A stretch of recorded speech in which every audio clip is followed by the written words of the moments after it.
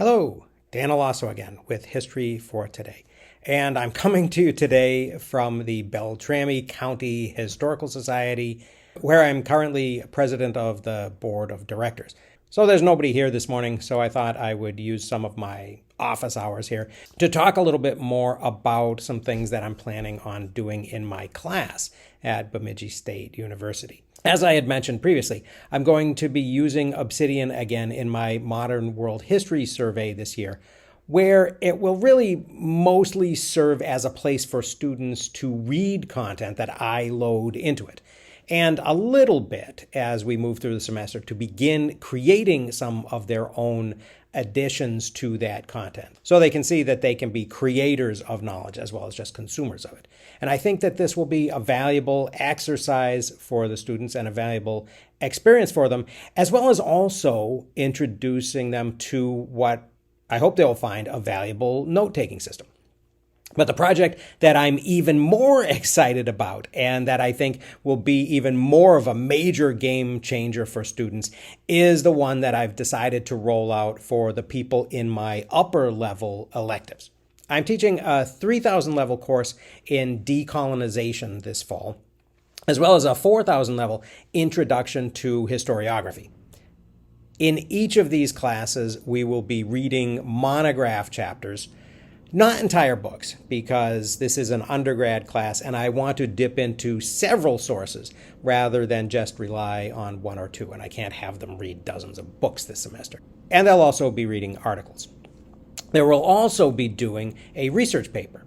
In the latter case, it will be a historiographical essay, but that has similar features in terms of research and writing.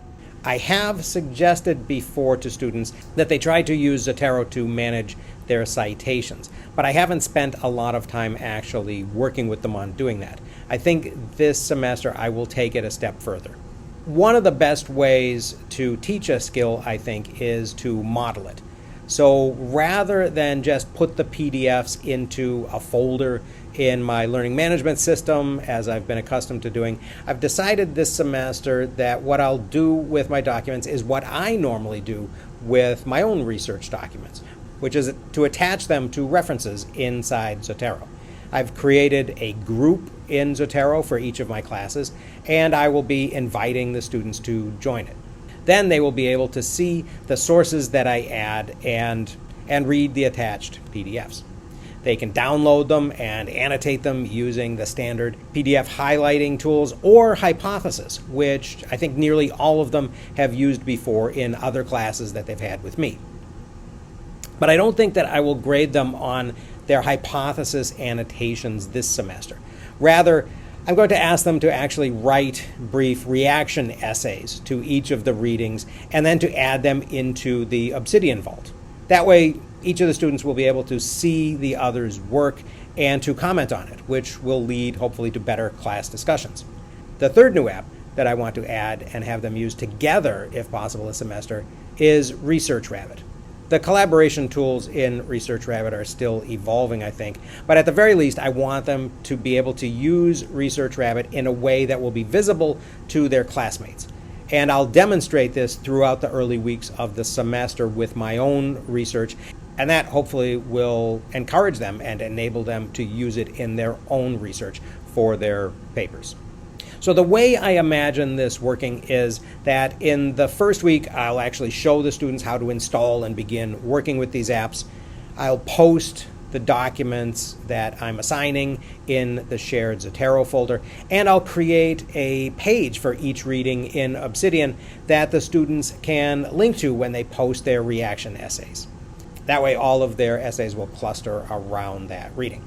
And I'll give them an example of what these reviews should look like by posting some of my own reviews on readings, and especially on the books from which I'm assigning chapters. They'll be able to see this reading notes stage of the note-taking process, and they'll also be able to see how I create links by double bracketing ideas or names that I want to come back to or that I think will be important later on. Initially, of course, this creates a little constellation of empty pages around the main review page. In the longer run, though, a lot of these names and these terms are going to reappear in other readings, which will begin to create a web of connections in the graph.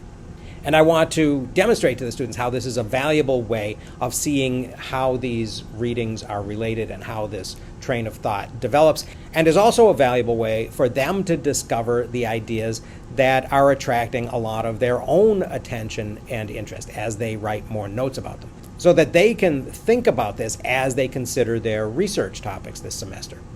Then, once they do begin searching for additional sources on a topic that they're interested in Research Rabbit, then they can add these to a personal Zotero file and export the results so that I can see them. This will be a lot easier for them, I think, if they already have Zotero on their systems and have some experience navigating in it. So I am very excited about trying this with my students this semester. I don't really have a fully mapped out plan for this, so I'll report on what I do and how the students react to it. Hopefully, we will create some really nice looking knowledge graphs that I can share as well. So stay tuned for that. But that's all I have for today.